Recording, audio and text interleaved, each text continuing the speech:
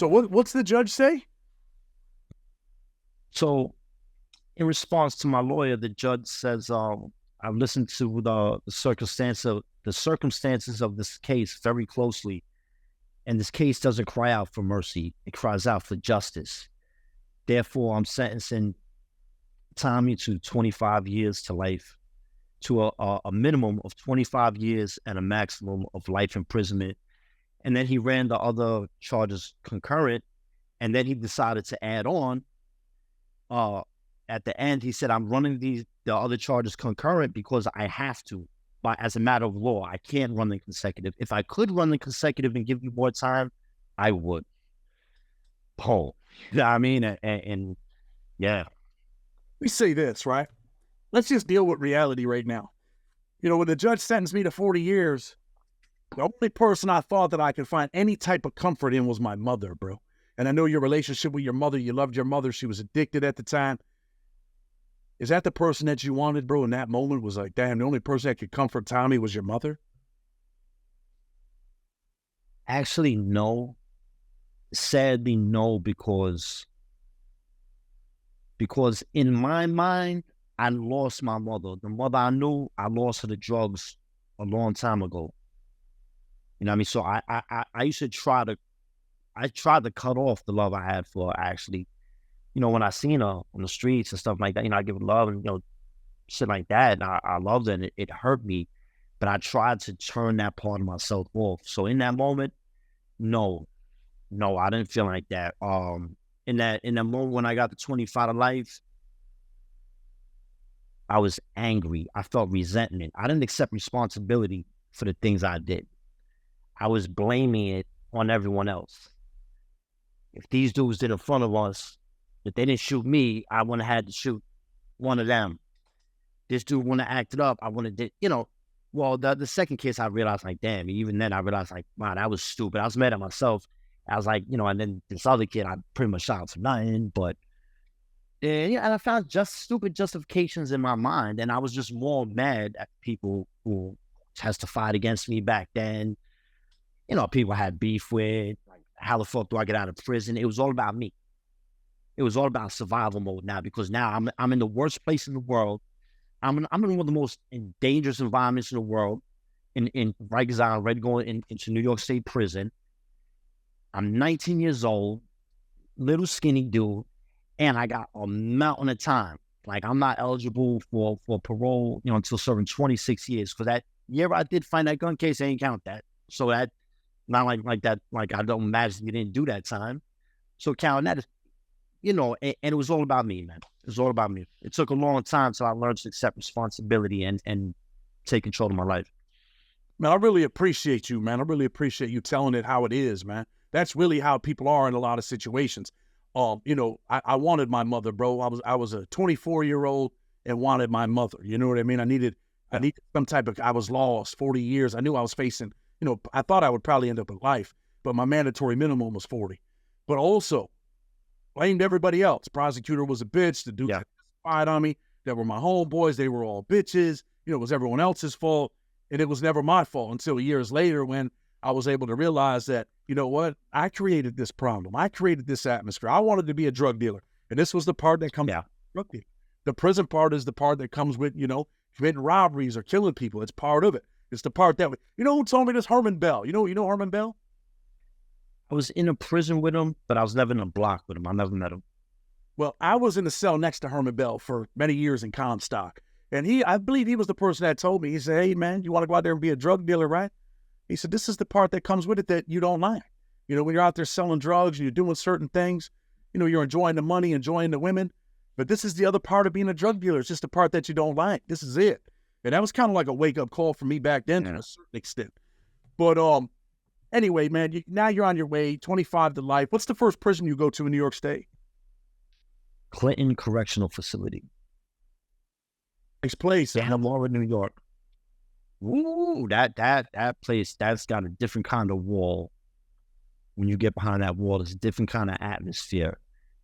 As soon as you get off that bus, and those correction officers, pretty much tell you, give a fuck what you do to each other. You could kill each other. You put a hand on one of us, we will kill you. You will die in this prison. They are dead serious. That's the reality, right? I mean, when I was, when I went to New York State prison, so people know, we had 5%ers back then, Latin Kings, Nietas. The blood started kind of like coming in, but there wasn't really, I mean, you had the rat hunters. There wasn't really a lot of, like gangs like I would see in federal prison later on in life. Right. So when you walk into Clinton, I mean, who embraces you? The homies from the neighborhood, some of the Puerto Rican dudes. I mean, who embraces Tommy? Nobody embraced me. When I first came into the facility, I knew that there was someone there that I had a problem with before. And we got into an altercation and I cut them. And I knew they were in that facility and I knew they were really strong. I made it out to the yard and I never made it back to my cell. I got my face ripped. First day, New York State prison, from my lip, boom, to the back of my neck, going back into the block. That was my introduction to New York State prison. Your first day, you get cut in the face. Yes, sir. That was my biggest fear in New York State prison. Never want to get cut in the face and end up with that scar, man.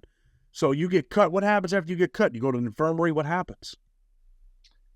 Well, I'm in a crowd going back into the block, like coming upstairs, coming around onto the landing. So my first instinct, because it came from behind, so my first instinct was to go forward and get out of the crowd. So I get forward out of the crowd, I get like by the door of the cell gallery, and I turn around. And it's just a crowd of people coming into this gallery and then going into the other gallery. You seen a couple of dudes zipping through, going onto the other gallery. So I got to get back to my cell. I got to get back to my cell. One thing I got is a shaving razor. Like, I got to hit somebody. I don't know who I'm going to hit. I'm not going to hit a random dude. I don't know if that went out. I'm saying I don't know who I'm going to hit. I'm not going to hit a random dude, but I'm going to hit anybody give me any fucking vibe. I'm hitting them. I got to get out of here. I'm finished here, right? And I'm going back to the cell, and I'm bleeding a lot. And my boy's like, yo, you all bleeding crazy. It's like, yo, you got to go to the infirmary, bro. You got to go to the infirmary. And I looked down, and my shirt was covered. Like, I was really... And I realized this ain't some shit I'm gonna patch up. Police gonna see it. I had to take to the infirmary. What happened? I don't know. Who cut you? I don't know. They put you in that situation. They put you in involuntary protective custody, and then they sent me out there to Comstock, Great Meadows Correctional Facility. That was my introduction to prison kids. Let the kids learn these kind of lessons, man. Like, that's some of the things you face. What's it like when you wake up in the morning, man, back then, and you look in the mirror and you realize, man, I got this scar on my face for the rest of my life. What's it like to look at that, man? It's not the same Tommy no more, right? It lived with it for so long. It happened when I was 19 years old. I'm 48 years old now. So I'm not as conscious of it no more, but I become a little more self-aware when I'm in certain environments, when I'm around what we call like people who are really square. And I don't just mean people, I don't mess with people who are doing crimes and shit like that no more. Like, a lot of my friends that live in that life, they're my friends, they're cool, I love them, I don't deal with that way. We're going in different directions. But when I mean square, people who don't even have the exposure to world of drugs, to drug addicts, to drug selling, or crime, or this, like people that them and everybody in their family and their community live great lives. That's not how I grew up. For me, it's the opposite. Either you're in the game or you knew people in the game, whatever. But when I get around people like that, I get very self-conscious. I get a little worried because I say, yo, what do they think when they look at me?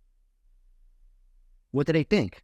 You know what I'm saying? Like, if I'm walking around the ghetto after people got scars, it's regular, uncomfortable. So it almost makes me want to relegate myself to being in a low economy environment. It almost makes me more comfortable in a high crime environment, which raises the chance of me going back to prison because it makes me self-conscious. Be quite honest. I mean, not to that level. I don't do that. I live my life, but it does something. I Not just understand. that. I got scars here. That's for having my cheekbone broke. Got gunshot holes. I'm fucked up. I'm fucked up, man. I got a lot of physical injury, man. I understand that, but I want to take you back to 19-year-old Tommy. When you look in the mirror, do you look in the mirror and say, man, look at my fucking face, man? Look at my face. Oh my God. Yeah, of course, man. You look at that, you're like, damn, but that period didn't last long to me because once again, I was a dude that I accept things for what they were like. I looked at it like, God damn, this shit is crazy. And then in the next breath, it's like, all right, these cells are about to pop soon. Like I can't just walk around feeling sorry for myself. You know what I'm saying? Me and so many other because razors were easy to move around in knives in New York State prisons and it became a lot more popular. Although a New York State prison, the knife game is different.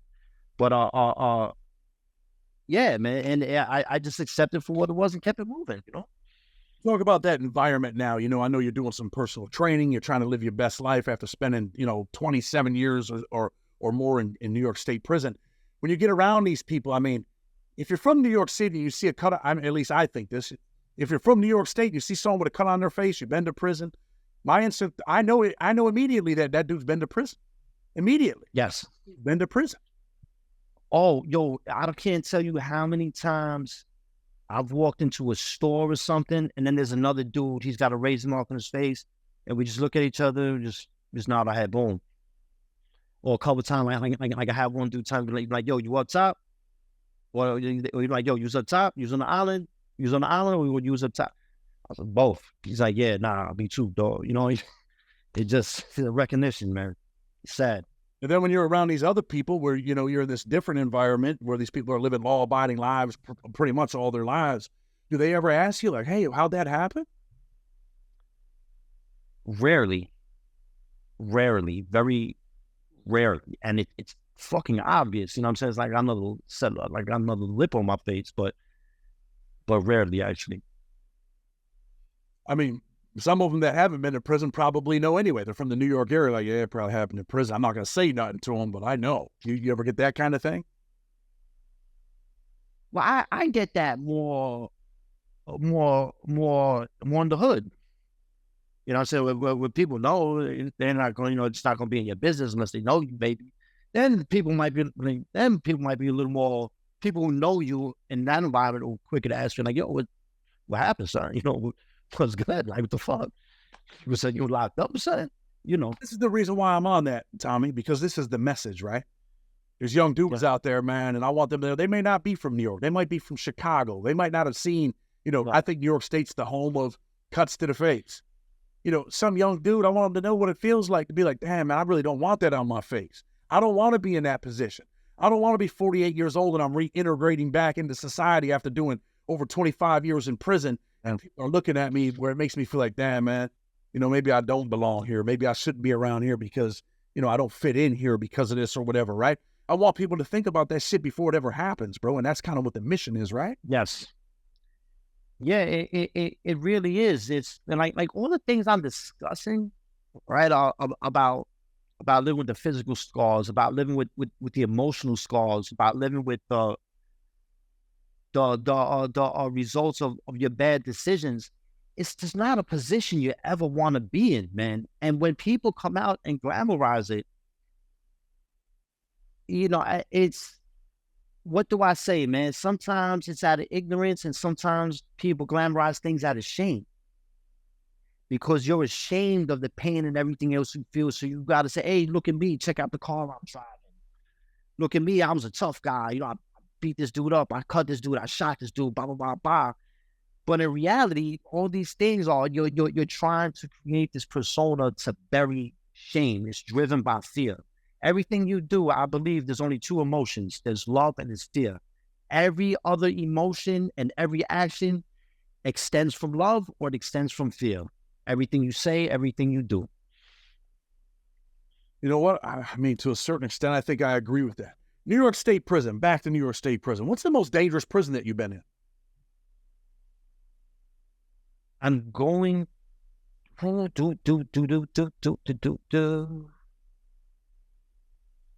It it shifts. Sometimes Attica's the most dangerous prison as far as prisoners, but it's usually the most dangerous as far as the possibility of the guards assaulting you and maiming you for life and possibly killing you. Um, Clinton, Auburn, it shifts, but those maximum security prisons and some of those mediums are really rough. But it's it's a different kind of rough. You know, some of the mediums are more rough with, people getting robbed and razor tag, bullshit stabbing.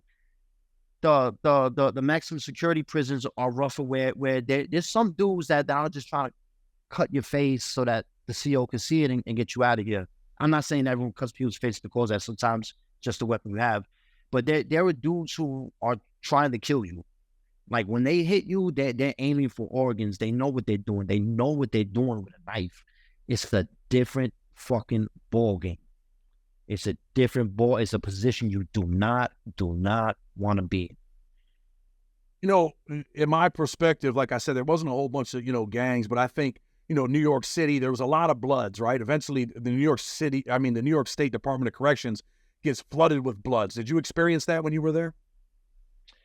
Yeah. Because I was on Rexona from 1991 and 1994, and, according to what they said, they started on Rexona in 1993. At least on Rexona, I don't know about the rest of the city.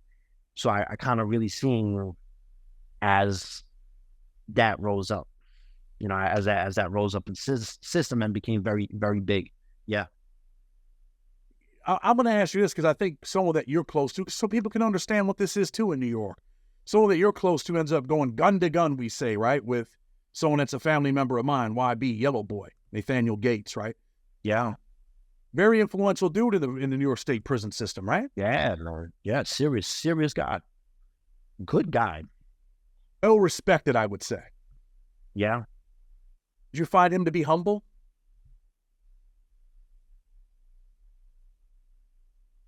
No, I'm not going to say humble. I'm going to say he was a gentleman. He was a gentleman. He wasn't humble. He was reserved. He was a gentleman. He's well read. That's actually how I met him in Attica Box. I get a lot of books, and he got a lot of books, and we end up talking about the books and stuff. I had no idea him and my crime had a problem with each other. I don't think he knew I was his crime unless he was lining me up, and I didn't know. I don't know, but my crime, he tells me about this years later. I'm like, oh shit, wow, I know this guy. But and my crime, he tells me, he said, nah, we ran into each other and that's dead. And I'm saying, oh, that's dead and good dude and Bob. And then I ran into him later and we talked about it in Auburn Yard. And I was there with Prince and we were cool before that. And then we talked about, oh shit, bro. We were cool after that and kept being cool. Not like we were dudes who were hanging out every day, but we knew each other, He's a good dude. Carries himself like a gentleman. I agree with that. He carries himself like... He ain't humble. Not humble. He's a G. He's a G.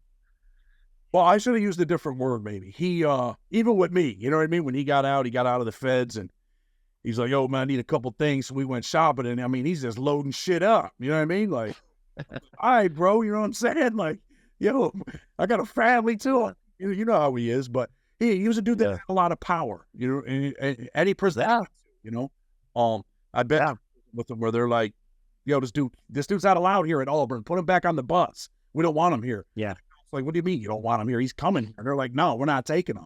I mean, he had that much power in that prison system. Yeah. We talk about, gun to gun. Explain that to people. What is that, New York State prison? What does gun to gun mean? You're in prison. You don't have a gun. Some of the viewers don't know what that means. They refer to gun as a weapon. A razor, a knife, a shank, whatever you want to call it. And sometimes people fight knife to knife or razor to knife or razor to razor, and they call that going gun to gun. It's no joke.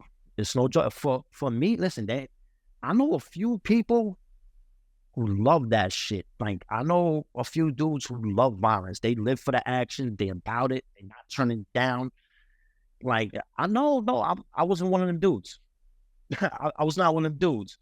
I wasn't a dude running around telling people, yo, get your gun. We're going to go gun to gun. But if I had to, if you put me in a corner, you know, I'm going to do what I got to do. I wasn't wanting to do. It's not a situation I ever wanted to be in. It, you know, it's a situation I was in. You know, thank God I didn't take any serious injuries, you know, either one. But it's just bad, man. It's bad. You know, it's like, you know, if you're 25, 30, 35 years old, do you want to be in a maximum security prison fighting for your fucking life where you might get killed, you might kill someone and never come home again, kiss goodbye to your family, everyone you love, and never with them? Do you want that? Like, you know what I'm saying? Like who wants that?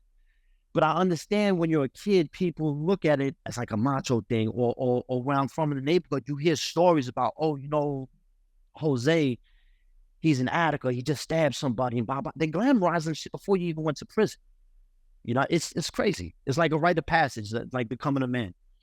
I know eventually you end up start learning how to box in there, right? They had a big boxing program in New York State Prison. I mean, one of the top dudes, I'm gonna give my city a shout out, Boxing Shaw. Although there's some allegations they're keeping it 100. He was on ass. I was in Comstock with him. I know. We'll just say that. But I mean, you start boxing. Who starts training you? Initially, I started training a little bit. I got more conditioning. Really, he just really got me on the conditioning. Was a dude named Jihad, a Muslim dude, super militant, black dude from New Jersey. Very, very close with Jihad, bro. I can't even believe you mentioned him, man. He lived 3 cells away from me. I know, short, stocked out, 5'9". Yeah. Yo, good dude, man.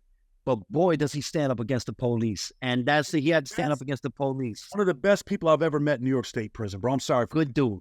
I love Jihad, man. He was a very good dude. Yeah. He was the wise ear of the Shirta team for the Muslims at one time at Compton. Yeah.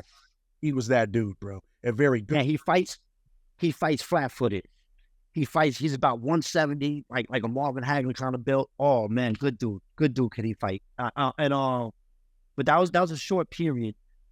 But years later, so I used to just hit the bag and stuff for my own, try to mimic what I see on TV. I used to mimic Oscar De La Hoya because I was like the same height and weight. I used to mimic him, you know. But then years later, a really good dude, the original, real Patty Iris. There's a lot of people that name, no disrespect to the other ones who go by that name, whether they're wearing it well or not. I'm talking about the original from Hell's Kitchen, man. Just a good principled dude.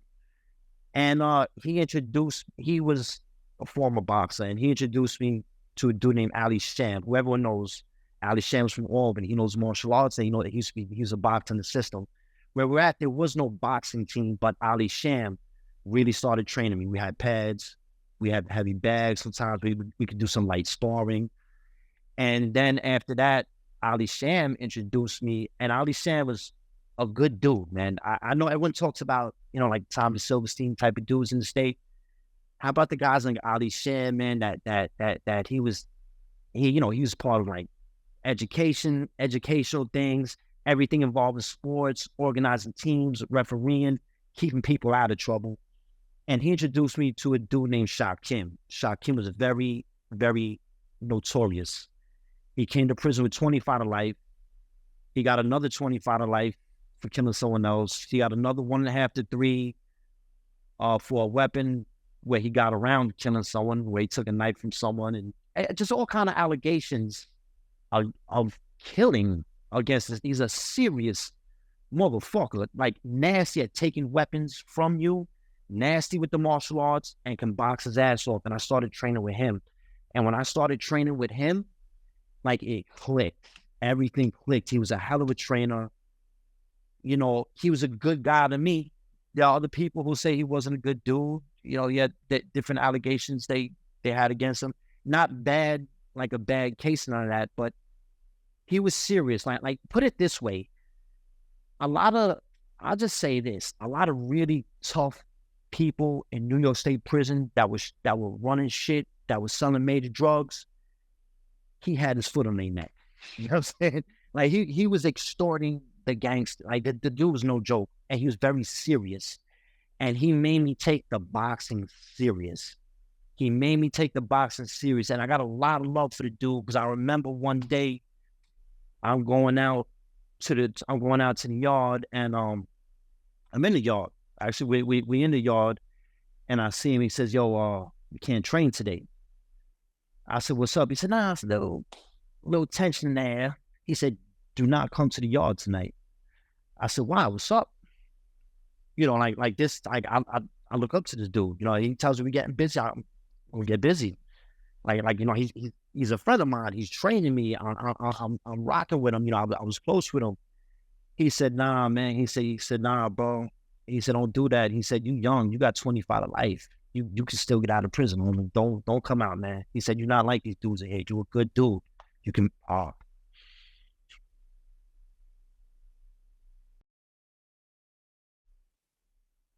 He died. He died in prison after 40, I think 46 years. He had 51 to do. 46 years and he dies. Spent 46 years of his life, never makes it out of prison. I want that to resonate with some youngsters right now Yeah, that that hit me. gangster shit, man. That you know what Yeah. you could never get out, man. And obviously it's emotional for you. He was a real friend. And hey, man, I feel you, bro. I feel you. Let's talk about, before we get ready to go here soon, but what does Tommy end up doing with his life? I know you're boxing, you're learning, you're still living in prison, but you end up mentoring kids and you get involved in programs in there and you're doing some different things, right? Yeah. Yeah. Yeah. I turned my life around in prison, man. It started becoming senseless to me because, you know, the more I'm getting into the time, I got 10 years in, I got 12 years in, I got 15 years in. It's like, oh shit, I'm 33 years old. I could be paroled at 42. You know what I'm saying? Shit like that's like I can make it out of here. But a lot of dudes I fuck with, these dudes are risking getting more time to make a few hundred or a few $1,000s maybe selling dope. They want to get more time stabbing somebody over some dope, over some weed. Yeah. And I'm saying to myself, wow, if you're a successful drug dealer in prison, if you're making $500 a month, if you're making $1,000 a month, people do that so they could pay for their legal fees. They could send money home to their families, or sometimes just to feed their fucking habit. But that shit leads you into a life where you may get a new bid. You doing shit like that. Now you got to carry a knife. Now, if you get caught with that knife dead to right, you're gonna get more time for that knife. You may have to use that knife. You may use a knife too. You may kill somebody. You may not even try to kill somebody and they die. And I just wanted to take my life in a different direction, man. And what I got into is called the Youth Assistance Program, where it's not scared straight. It's more of a dialogue thing. They have a little bit of tactics, but it's more of a dialogue. And we start talking to kids, and that program helped me. It helped me to figure out me when you got to get up there and tell your life story repeatedly. And I started remembering things that I didn't remember before, suppressed memories. I started connecting the dots. Things started making sense. Wow, this is why I did that. Why is it that for example, there was a period in my bid where I was becoming increasingly violent. When I did something, I wanted to be more and more violent. And I didn't understand why. When someone made me feel fear, when they were a real threat, I had to respond with overwhelming violence. Like if I'm going to do something to them, it's got to be super violent. And I didn't connect the dots until years later that was the fear when I was a child, when I couldn't help my mother. So now when I'm in that situation where someone made me feel fear, I'm not going to freeze again, and I'll have to be extremely violent. And I didn't figure it out. That's what was driving me. I didn't figure that out. But I don't want other kids to have to figure that shit out after they spend 5, 10, 15, 20 years in prison. You know what I'm saying? Like these are things you got to deal with now. You got to get out there and talk to people now. You got those things going on in your life now. You got to speak to social workers, caseworkers, people at your school. You got to do that now. You just, it's things you have to do. Let me ask you this, because I know we're going to get ready to go soon. I've had you for a long time. When you talked about your man that, that day, that night, he's like, yo, I'm going out here. Don't come out here. Did he die that day? No, nothing happened. Nothing happened. This is very quiet too. I don't know how it got resolved, how it didn't. I really think he was extorting somebody and they weren't cooperating. be honest with you. But yeah, whatever happened, nothing happened. Now, after I left the jail, I heard that now in New York State, you don't have a lot of the skinhead neo-Nazi types. Though I do know Leo, the sharp skinheads against racial prejudice. Yeah, I know Leo. He was in New York State prison. But you don't have a lot of dudes. So allegedly, after I left Elmira Correctional Facility, one dude came there, big sizable dude, and he was really, really on that shit. And you don't have a lot of dudes in New York State. They don't last long. People, but I guess this dude was really about it, and no one was trying him. And he made a bad comment or something back in the kitchen because Shakim used to work in the kitchen. And Shakim allegedly told him, if you make a comment like that again, I'm going to knock you out and fuck you. And that's allegedly what he told him from someone I believe. And the kid did make the comment again, and Shakim didn't knock him out. He hit him with a meat cleaver. With a fucking meat cleaver, and they had to get that dude the fuck out of there, and he lived though.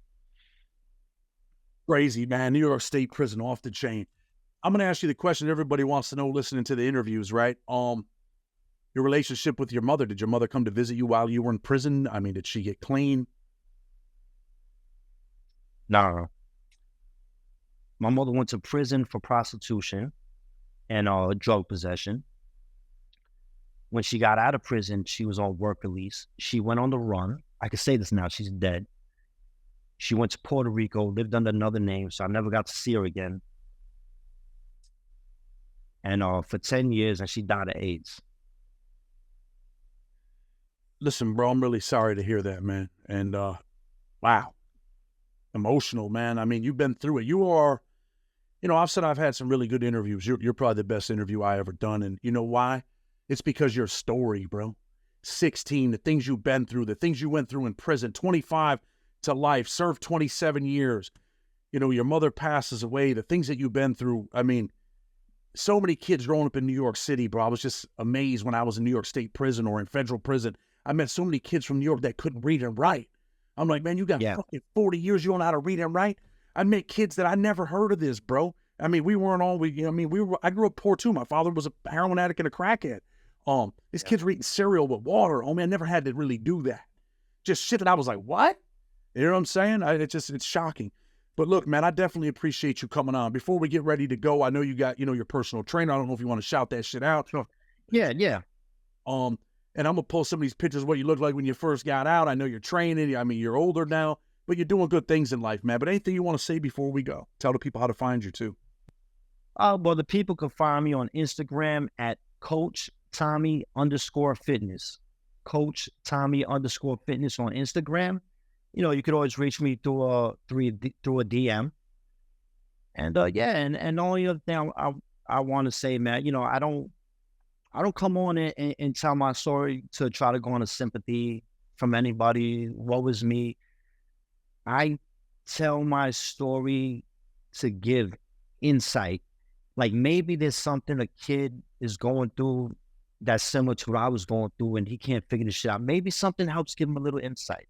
Maybe something I'm telling him, helps him make one decision better in his life. Maybe it gets that kid to speak about his life. Get help. That's what I want. That's all I want. Well, listen, Tommy, man, I definitely appreciate you coming on, telling your story, your experiences. I mean, it's real, man. It's real, it's raw. And I'm going to say that at this point, this is probably the best interview that I've done because your story, it ain't about me. It's about you. It's about your story. It's about redemption. It's about heading down the wrong road and then eventually turning around and coming out here and now trying to live your best life, man. I appreciate you coming on, but tell people if you like what we're doing, I'll have his links in there. Hit that like button, hit that subscribe button. With respect, Blood on the Razor Wire TV. Until tomorrow, we're out.